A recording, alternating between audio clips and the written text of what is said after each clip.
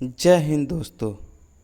आज इस वीडियो में हम लोग बीपीएससी द्वारा जो सीडीपीओ का एग्ज़ाम कराया गया था, प्री परीक्षा जो होता है 2018 में, उसमें इतिहास विषय से जो प्रश्न पूछे गए थे उसको देखेंगे। तो चलिए शुरू करते हैं और देखते हैं पहला प्रश्न क्या है। पहला प्रश्न प्राचीन भारतीय इतिहास से है। प्रद्योत कहाँ का राजा था? अवंती का। ऑप्शन नंबर 4 सही हो जाएगा। अगला प्रश्न है, हूण राजा तोरमाण किस औलिकार राजा द्वारा पराजित किया गया था? प्रकाश धर्मन। अगला प्रश्न है,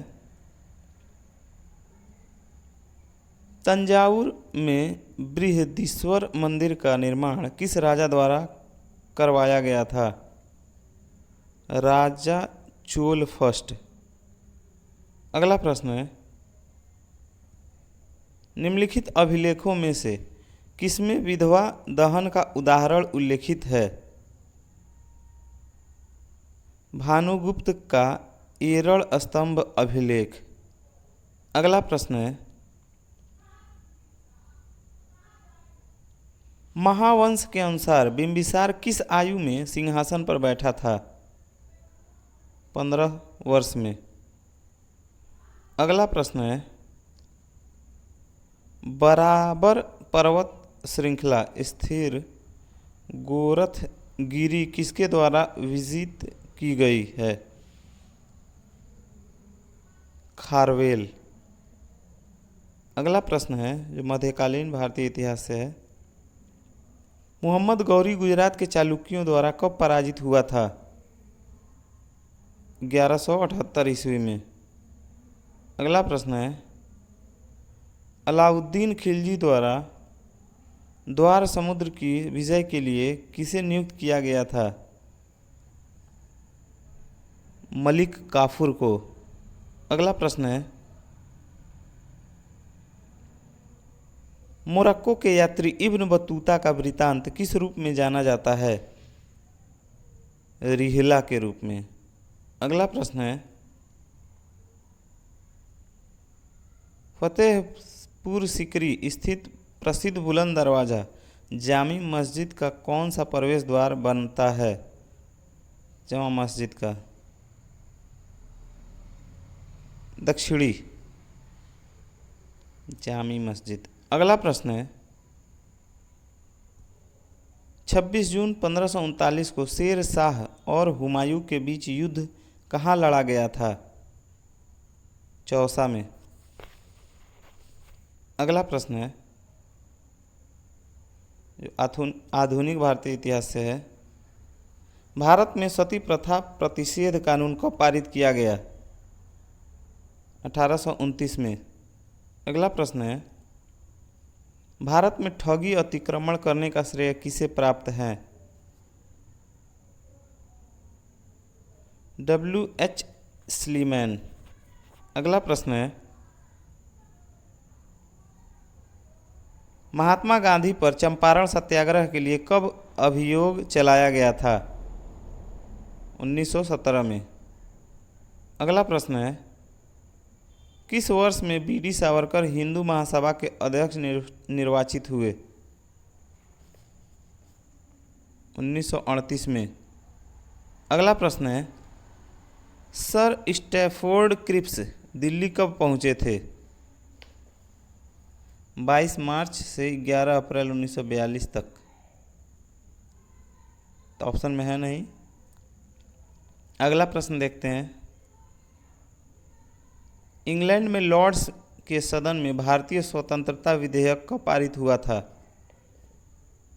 16 जुलाई 1947 को। अगला प्रश्न है,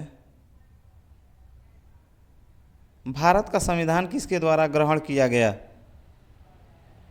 संविधान सभा द्वारा। अगला प्रश्न है, 1815 में प्रकाशित राजा राम मोहन राय की पहली पुस्तक का नाम क्या था? तुहफत उल मुहावुद्दीन। अगला प्रश्न है, फराजी आंदोलन के विरोध में 1893 में ढाका में तायूनी आंदोलन किसने चलाया था? जौनपुर के केरामत अली ने। अगला प्रश्न है, सर सैयद अहमद खां के सबसे कटु आलोचक कौन थे? जमाजुद्दीन अफगानी। अगला प्रश्न है, किसकी कानूनी समस्या के समाधान हेतु महात्मा गांधी को 1893 में दक्षिण अफ्रीका बुलाया गया था? गुजरात के दादा अब्दुल्ला। अगला प्रश्न है, लॉर्ड कर्जन द्वारा किस वर्ष भारतीय विश्वविद्यालय एक्ट पारित किया गया था? 1904 में। अगला प्रश्न है,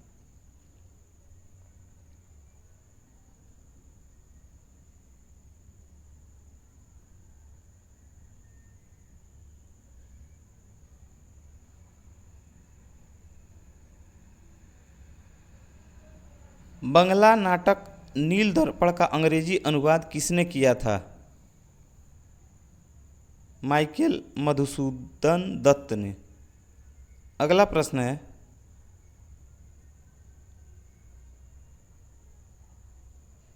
एक अच्छे यूरोपीय पुस्तकालय की एक अलमारी भारत तथा अरब के संपूर्ण साहित्य से अधिक मूल्यवान है, यह कथन किसने कहा था? टीवी मैकाले ने। अगला प्रश्न है,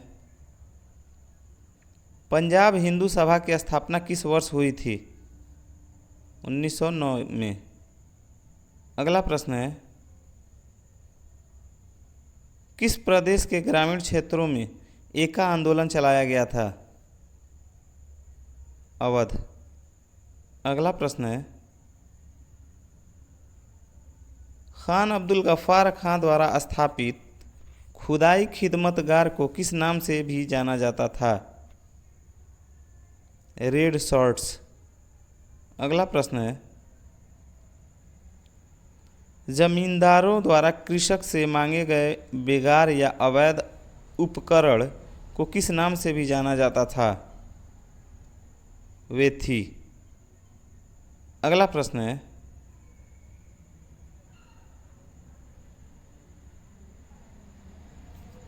पुनः याद रखें, अब यह झंडा लहरा गया है, यह कभी भी झुकना नहीं चाहिए जब तक एक भी भारतीय पुरुष, महिला या बालक भारत में जीवित रहे।